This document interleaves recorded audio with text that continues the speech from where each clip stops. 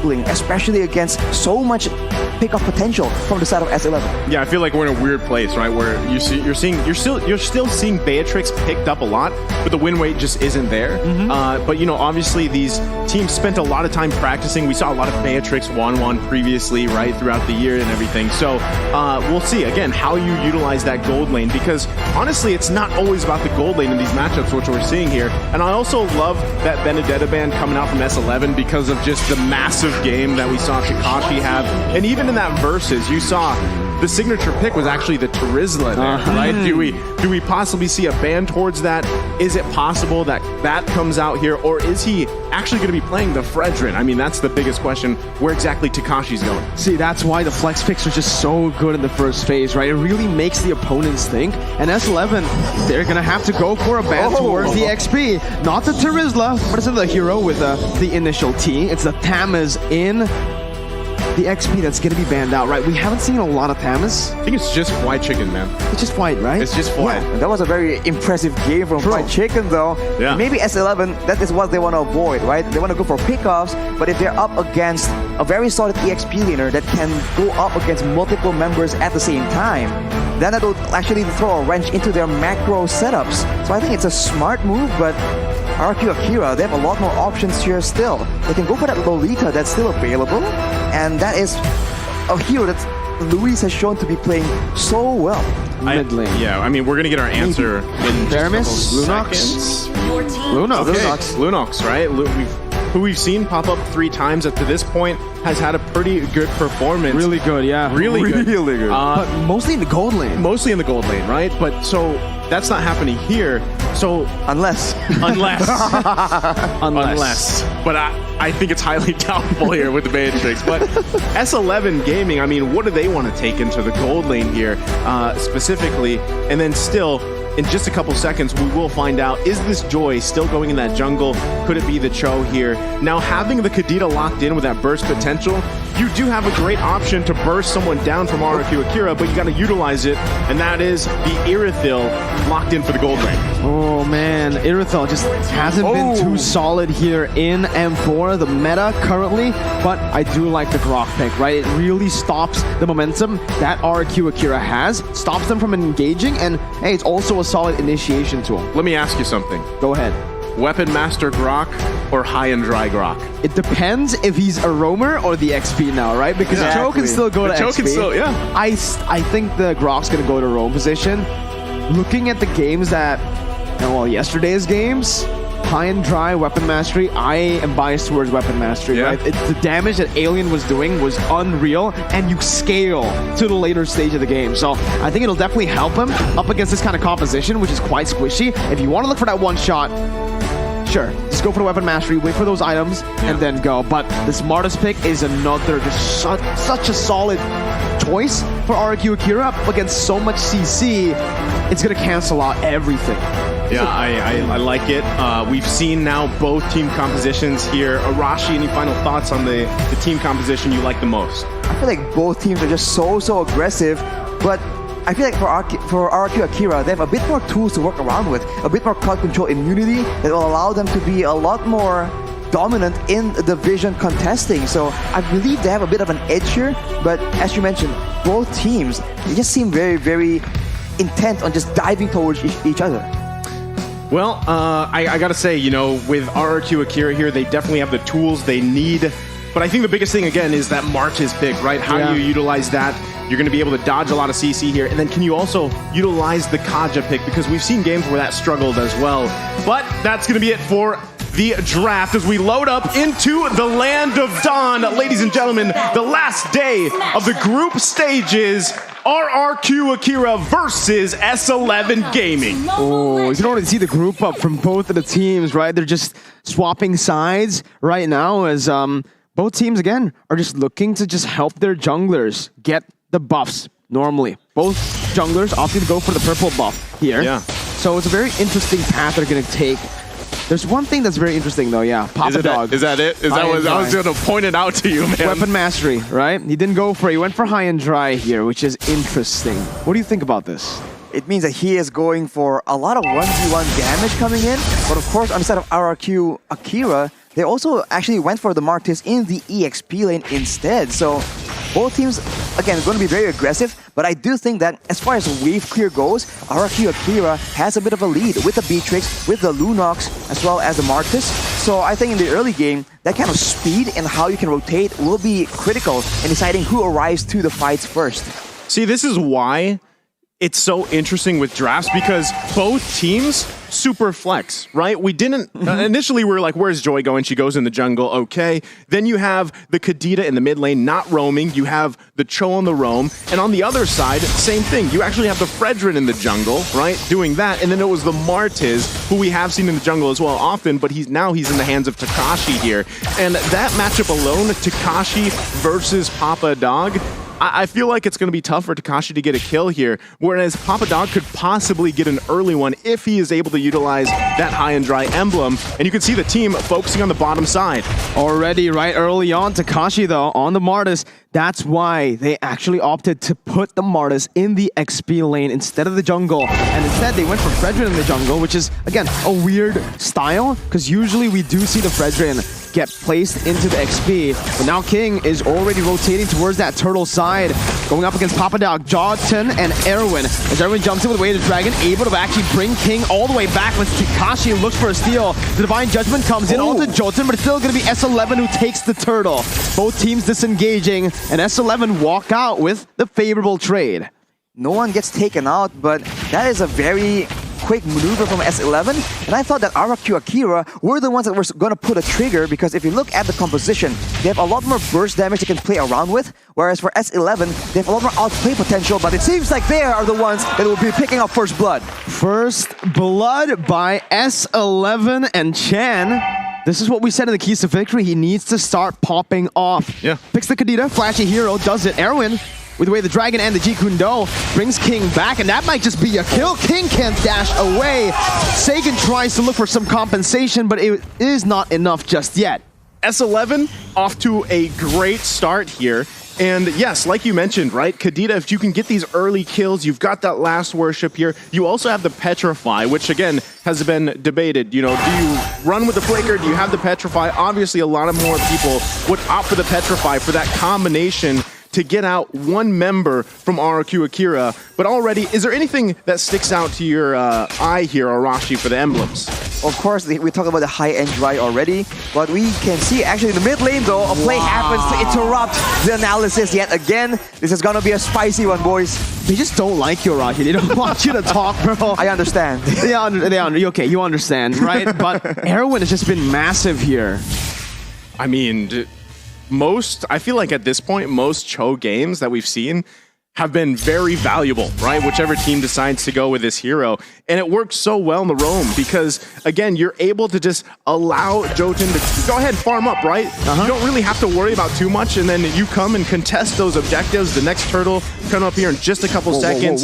He's going to be in the right situation, but Papa Dog. Ooh, almost getting solo killed by Takashi. And again, this Martis in the XP lane in the matchup up against the Grok is working really well, as Louise is going to be able to find a Divine Judgment. That's the Bennett's Rage coming in as well, as Erwin is able to find the way the Dragon onto Louise. Who gets the turtle? It's Chan who takes it and secures it for his team. Both roamers falling, but again, S11 walk out with the better trade. That's a collateral turtle take from Chan with the rough waves. And S11, they're just doing so much better at abusing the fact that RRQ wants to group together and go for that dive in, because then they group up for that big combo, and later on Papa Dog will be in the mix as well. So RRQ, they need to try and spread out a bit, because in the early game at least, they don't really match that burst damage from the Kadita, so they have to wait for some items to come in for that Bandit's Rage like earlier to actually decimate the HP bars of S11. Man, right now, Chan is just, the value on this pick is massive for S11 here. And now the focus on the top side. They're actually going to back off, though. The whole team, both squads here, but Erwin. Almost. Just looking for it, right? Doesn't have the flicker just yet, so he actually stops right there. I do want to talk a little bit about the stakes of the game. If Akira wins this game, guaranteed upper brackets, #1 in the group. But if they lose, there is a chance of a three-way tie once again in this group. Are you ready for it? I'm ready. Erwin's ready too, as he flickers under the turret. Not going to be able to find the Jikundo, though, as Erwin's going to fall under that turret, gets caught. but Sagan falls too. Chan right now is popping off. He's doing what the keys to victory tells him to do. Sagan, He listens, bro. almost instantly gets deleted. I thought he was going to survive, but he got clipped by the rough waves, and that instantly bursted him down. So Chen is so massive right now, but in the bottom side. The wild charge just stops Takashi unless he's able to do something here. Nope, nothing magical there. He's just going to get taken down, and RRQ Akira are able to find a trade on a turret for kill. I mean, given the situation that S11 has, RRQ Akira has been finding ways to keep it as close as possible in terms of economy, right? That's best case scenario for them because they're going to have to claw back into this game. Right now, the pace obviously being set by S11. Next turtle's up. You can see even Papa Dog finding the positioning he needs to. And Luis doesn't have Divine Judgment, right? So this is most likely going to be another turtle going in the hands of S11, furthering their lead here objectively, and they'll be able to play around this as pretty much all of their members getting very comfortable in terms of itemization at this point in the game. This is why it's so difficult when you go for so many late game picks. We saw a similar story from Blacklist, but they are forced to concede so many objectives in the early game. But fortunately for them, they're still able to match the structure takes and even have a bit of a lead. Taking a look at the items right here, Hunter Strike for Takashi means that he can be a lot more aggressive, but Gusta Lagusta with the Blade of Despair will start doing a lot more damage, especially to the squishier members. But of course, once the Lightning Punch from Chen is completed, the already insane burst will get even worse for the side of RRQ Akira. Takashi was looking for a steal there, but will be caught on the wild charges. Erwin comes in to rotate, but Jotun's just going to be able to slay him down. The Divine Judgment comes onto Erwin right now as King is able to find a taunt. Sagan picks up the kill, a 1-for-1 right now. Ooh, Chan still able to get out. Jotun, once again, jumping back and forth, trying to get that last proc, but will just decide to disengage as Sagan comes in, just dealing some damage. And that whole time, Gusta Lagusa almost got taken out on the bottom side by Kai. So, I mean, that's just showing how much of a sort of vacation mode Kai has had. There might be focusing here on the bottom side, but Jotun not even going to let King and Luis get close enough. Still, though, Luis doesn't have the Divine Judgment. This is what RRQ Akira has to do. They have to play around Luis, and that's kind of been the trend for them throughout the group stage, is Luis finding those sets, whether he was playing the Lolita, whether it's the Kaja here. And still, if Gusta Lagusta can continue to grab a couple kills here and there, he's got weapon mastery himself, he will be a threat as the game goes on here. Luis, we have seen that he really does do a lot more flashy things when he has AoE crowd control that can set up his whole team for a big fight. But whoa, King!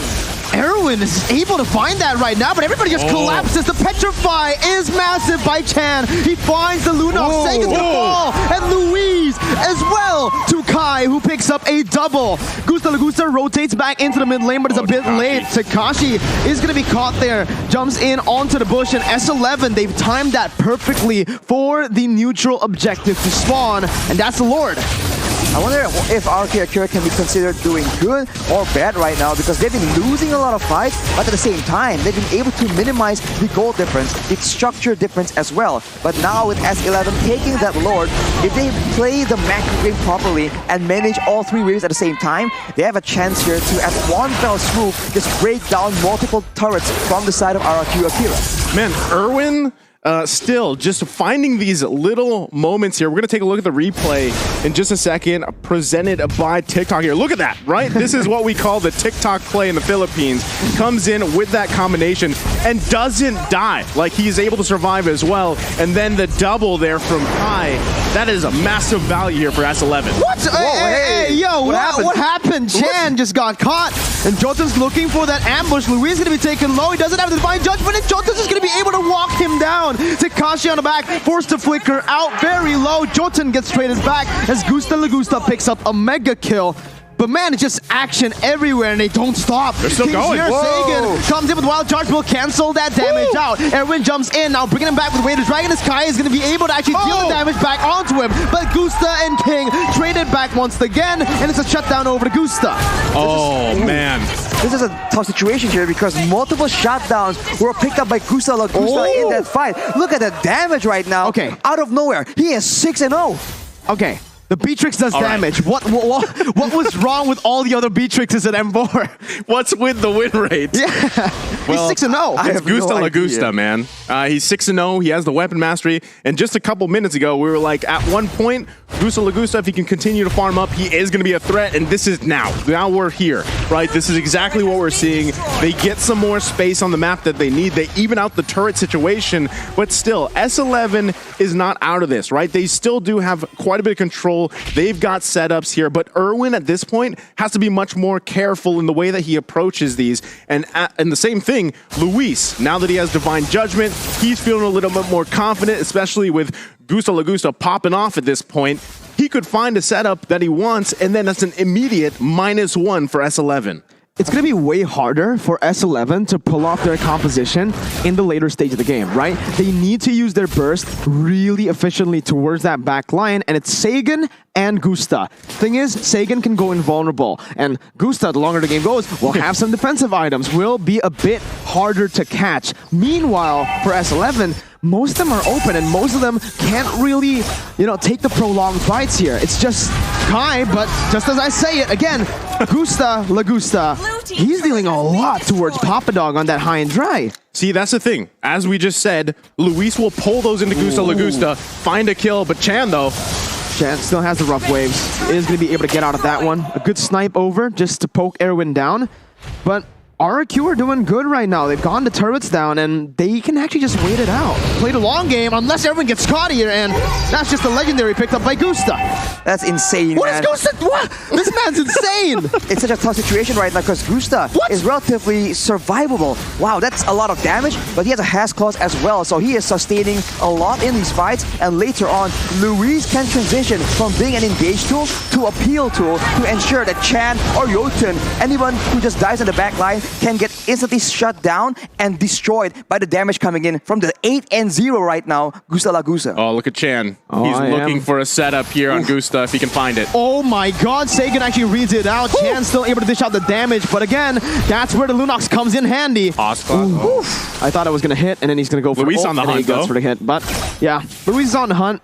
Not really going to be able to commit just yet, though. So, both teams just disengage unless Papa Dog gets caught with a wild charge. He is going to be able to turn it back around onto RQ Akira. Luis is going to be sprayed down right there as Gusta still dealing a lot of damage in the back. Flickering out to safety as he's going to be able to kite for a bit, but King will fall to the hands of Kai, who's still running wild on RRQ Akira. And picks up a triple kill, and in the mid lane, it's a 1v1 where Chan's going to be able to actually deal out the damage to shut Gusta down. Takashi coming back at it, getting the decimate, and getting a trade back in. It's a 4-for-1.